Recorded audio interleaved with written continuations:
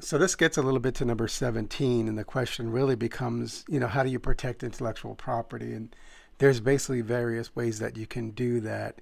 And primarily, you look at trademarks, copyrights, patents, you look at trade secrets, and you look at basically how, you could go about protecting those things by registrations or even confidentiality agreements, non-disclosure agreements. And so the question's going to be, and we answer these in a lot of the courses, is what are each one of these things, and when do you need them? So for the most part, if you look at trademarks, they're generally to protect your brand, and that would be looking at your logos and looking at your name possibly as a word mark.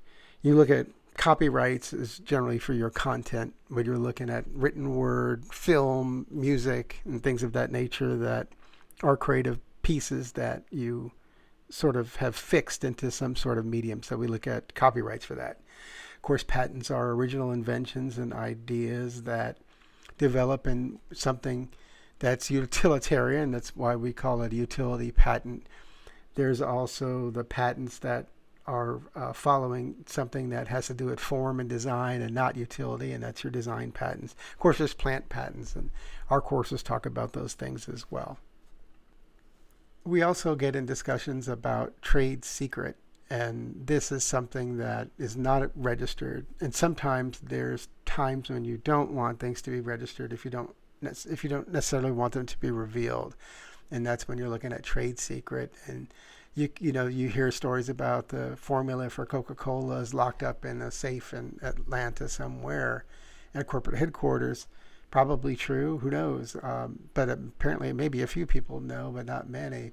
But that's the whole idea. If you patent that formula, it becomes public notice at this point, and when it expires, anybody could replicate that formula. So sometimes trade secrets matter. Most of the time, we're talking about 100-something-year-old business. But most of the time when we have something novel, we're probably going to go look at one of these processes to register our intellectual property so that we can at least, sort of see people from using it for a certain period of time.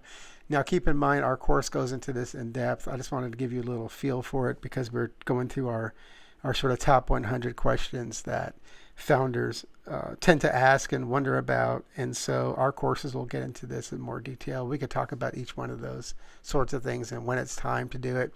Most of the time is when you think somebody's going to try to rip you off and use your brand name or use the invention that you have or basically copy the things that you've done and written. But we'll talk about that more, and we'll talk about ways to sort of protect yourself by registrations, also through contracts. And so look forward to getting more into this. Our site is startuplife.studio, and that's when you can get to our courses, and we could dive into this some more. Thanks for listening.